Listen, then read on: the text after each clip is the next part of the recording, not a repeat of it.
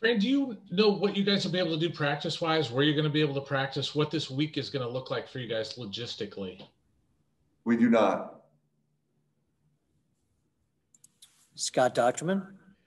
You know, Fran, for a skill sport like basketball, the mental can overtake the physical sometimes. How do you keep the guys out of their heads this week just from being constantly surrounded by just basketball and nothing else? You know what, Scott? It's not a lot much different from what it's been like since summertime. That's all we've done. So, you know, I really don't think it's changed anything. You know, we've been locked in as a group. I've been really impressed with that. I've said that to you guys before. I'm so proud of these guys for the sacrifices they made to remain together and committed to getting to this point. We're thrilled to be here. Josh Christensen.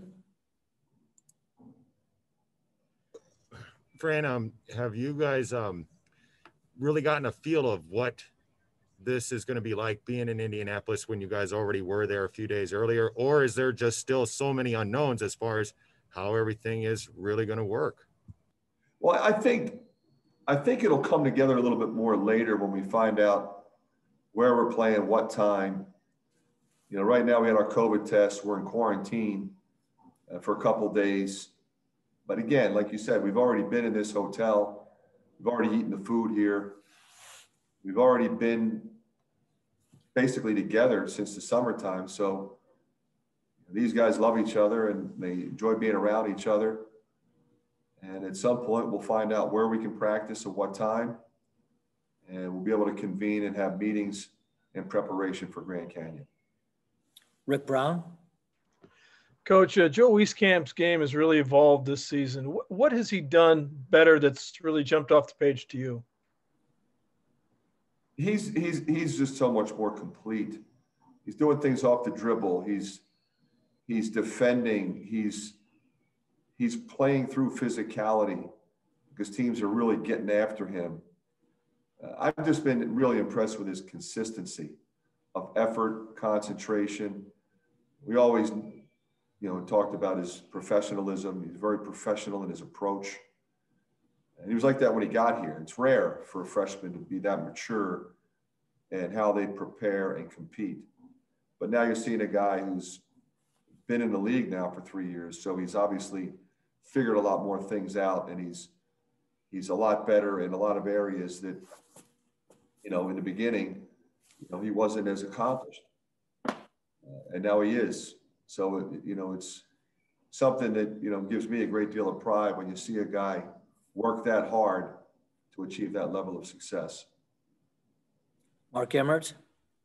Yeah, Fran, you've coached in this tournament many times. What is the significance to you of getting a 2 seed? What does that mean? Nothing.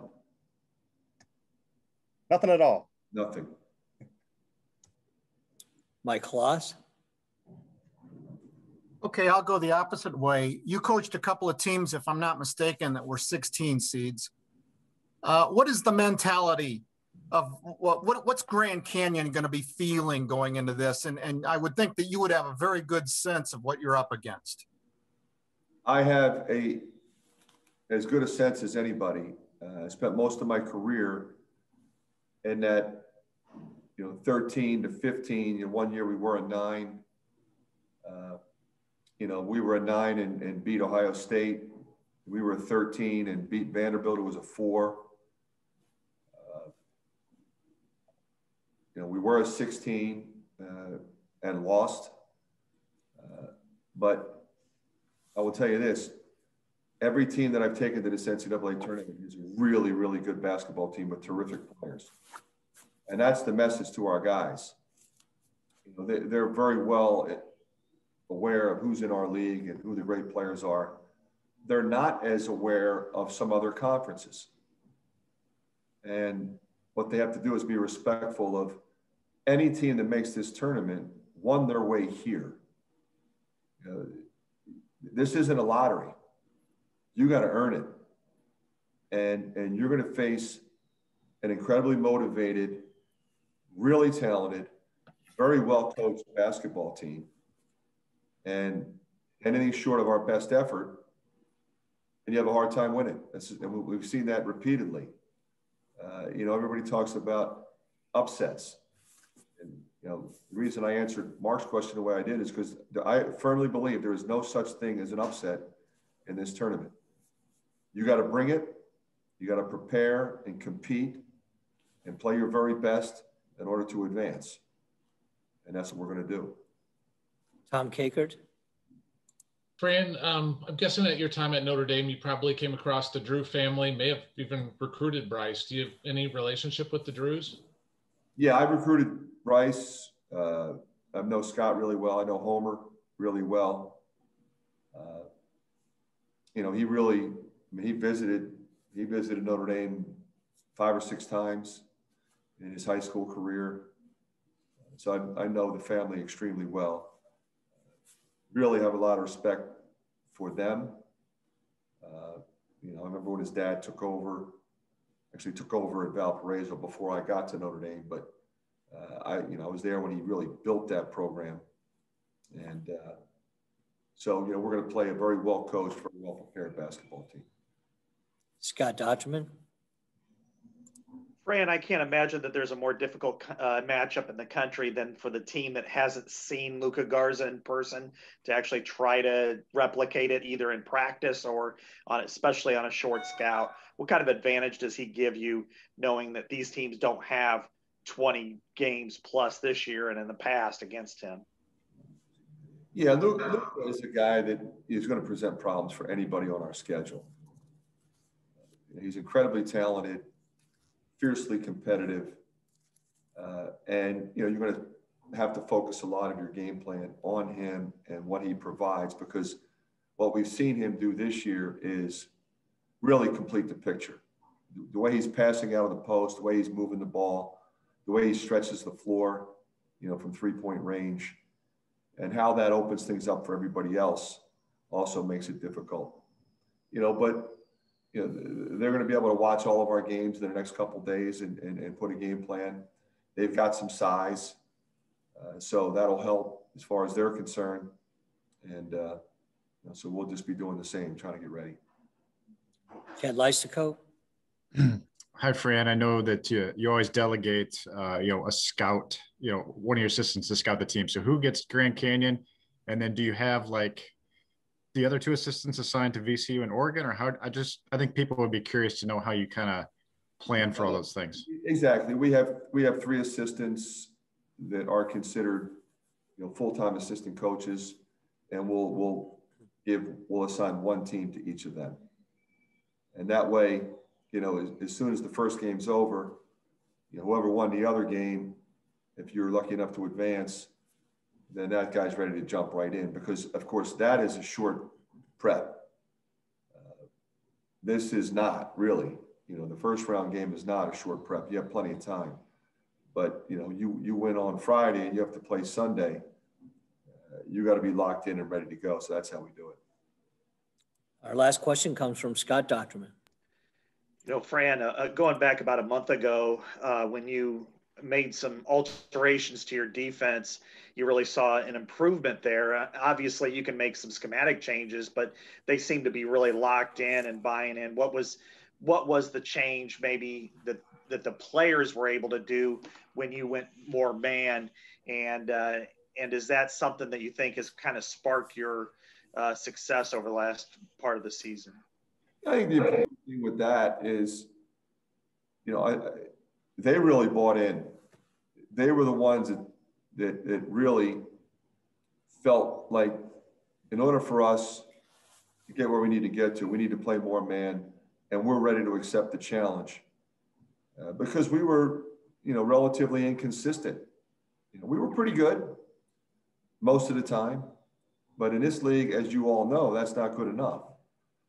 So they I think, challenged themselves, and we challenged them as coaches that we're going to play more man. You have direct responsibilities, and then you have block out responsibilities. They're a little more defined.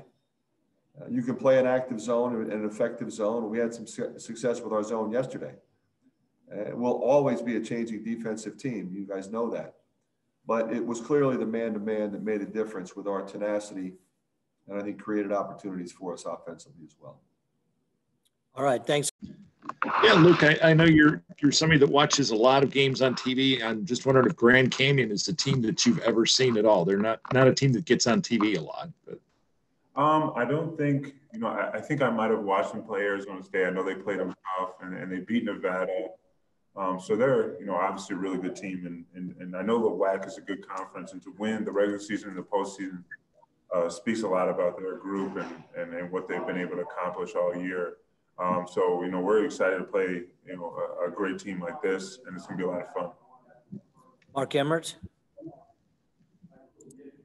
Yeah, Luka, do you know anything about the 7-foot center they have from Denmark on that team, and how soon before you start looking up his YouTube clips? I definitely as soon as, I saw their name called, I started looking at, their kind of stats and who's their best player or whatever the case may be. And obviously, his name came up a lot, and it looks like he's a really efficient guy, good scorer. I haven't seen him play yet, but I'm looking forward to, diving into, who he is as a player. Chad Leistiko. Obviously, Luka, you guys have had really strong goals, national championship, Final Four, those kinds of things. What is your basketball guy? What's it going to take to put together a run? I think, consistency on the defensive end, throughout every single game. I think that's the biggest thing. I think we know our offense is going to come along at some point during the game, we're going to get hot. But if we're able to get stops consistently throughout a game, we can beat anybody, and we've beaten some really good teams, and we've done that. So, we're excited for the opportunity, and we're going to work hard to make sure we make the most of it. And, we set those goals for a reason, and we're going to try to achieve them. Tom Kakert. Luka, what's this whole week going to be like? Basically, you're going to be off for a week till Saturday. You guys are going to be up in the hotel. What is that going to be like for you guys? It's whatever it takes kind of mentality. I think we have to quarantine a couple of days, and then I think we're going to start getting prepared for, as a team for Grand Canyon. I think everyone individually is going to be watching film and during their quarantine and making sure we're prepared for our individual matchups, and then we'll kind of look at them as a team and get ready. I think. The whole week we're just going to be, excited and just kind of preparing ourselves for this opportunity. Rick Brown. Luka, how is the gauntlet that you just went through in the Big Ten prepare you for the job ahead? When you talk about a conference tournament where a 2 seed played a 1 seed in the semifinals on both sides to get to the championship, there's not another conference that's really doing that at our level. So it's going to prepare us more than anything. We've played against the best of the best, throughout the entire year, on the road, whatever the case may be. So, we're excited about this opportunity. We know the Big Ten has prepared us well, and, we're excited to play a team that's not in the Big Ten. Grant Becker. Luka, was there a sense of relief for you as you see Iowa come on the screen and you go, this is happening? We got a bracket. We're going to play an NCAA tournament. As weird as it is that after everything that happened last year, that you guys are getting to do this? Oh, for sure. I think the biggest thing was being able to actually play a Big Ten tournament.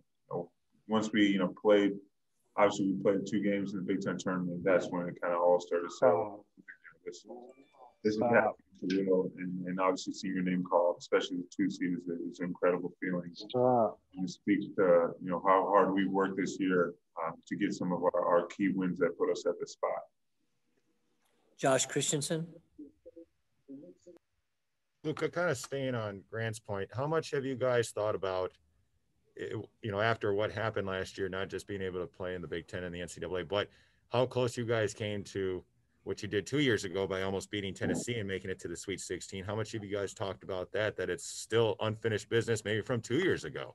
I think it's been all on our minds, since we left that court, losing in overtime to Tennessee. I think we've been thinking about getting back to that opportunity to play for a Sweet 16 and to get there. And we know we were overtime away 2 years ago, and we haven't done much since then. So, I think we're all excited, and we use we've used that as motivation these last 2 years, and that's what we used last year to make sure we put ourselves in a position to be a better, seed than a 10 seed last year. And so, we're tremendously excited, to get out there and do this again. And we know we're going to have a tough challenge in Grand Canyon, and we're going to go out there and play as hard as we can and make sure that, we leave nothing on the floor.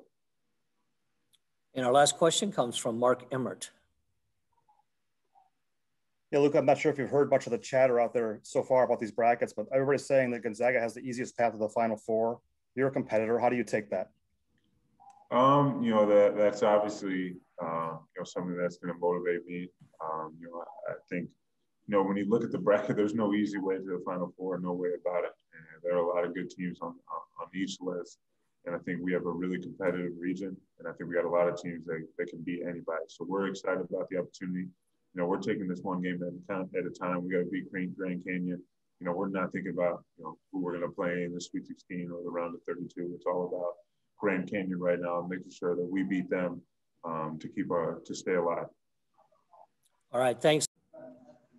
Yeah, Joe, I wonder if you could just tell me specifically what the grind of the Big Ten, how that will help prepare you and get you ready for the games ahead. Yeah, definitely. I mean, every team in the Big Ten is tough. That each night you're going to get a battle, you're going to get their best effort. And so I think it's really going to prepare us well for this tournament, knowing that, we've played really good teams, really physical teams all throughout the year. And so we're just excited for this opportunity. How's your ankle and having one more day? You don't play till Saturday. That'll help another day rest. Yeah, I'd be ready to go if we play tomorrow. So my ankle feels good. Got lots of treatment last week, and it was going to be tough to hold me out of the Big Ten tournament, like I told you guys. So just doing everything I can to be smart about it, but I'm prepared for this upcoming game. Mike Halas, go ahead. Joe, what do you think it's going to be like this week? I mean, it's a long time from now till Saturday, and there you are where you are. Just how do you get from here to then? Yeah, it's definitely going to be a lot different experience than most years, but we'll pretty much just be at the hotel most of the time, at practice when we're able to. And but the biggest thing I think is just staying locked in mentally, having a week until we play. Sometimes you can just kind of push it off and, but I think just locking in really mentally and realizing that Grand Canyon's that the team that we have to beat to move on. And that should be our only focus right now. We're not worried about, who we could play in the second round or so forth. We're just focused on Grand Canyon right now and taking care of that. Tom Kakert. So what is it like, that moment when you see Iowa on the screen there for you, given what you guys went through this year and missing, not being able to play it last year? Yeah, it's pretty special to see us as a 2 seed. Just see all our hard work paying off. All the goals that we accomplished at the beginning of the season obviously came up a little bit short with the Big Ten tournament and regular season, but we feel like we put ourselves in a really good position to make a good run, win it all. So it's really special to see your name, our team come up on that 2 seed. Mark Emmert. Yeah, Joe, what are your lasting memories from that first tournament experience of yours 2 years ago? Yeah, obviously Cincinnati was a lot of fun. We won a big one there. Tennessee, we came out, didn't play well in the first half, but really turned around in the second half and really fought. Took it to OT, and obviously an unfortunate ending, but I think just having that experience and having a veteran team is going to help us out, even though we weren't able to play last year. Scott Dotterman. Joe, what has the defensive changes taught you the last, say, 3 to 4 weeks that have you seen you make so many strides? How is that going to impact you from a confidence standpoint and just an execution standpoint going forward in the NCAA tournament? Yeah, I think our team's made tremendous strides defensively. Obviously, no team wants to go through a type of stretch that we went through during the middle of the year when we lost 4 or 5. But I think we really, reflected back on that and really learned so much from those losses and areas in which we can improve. And, we took it, upon ourselves, man to man, just focusing on being able to guard our yard, keep that man in front of you and just really lock in defensively. And I think, as you can see, it's really helped us out as the season's progressed, and it's really going to help us make a run here. Rick Brown. Joe, you've clearly made big strides in dealing with physicality, trying to get open for shots and then dealing with the physicality as you're taking it to the basket. Are you pleased with that improvement in your game? Yeah, I would say so.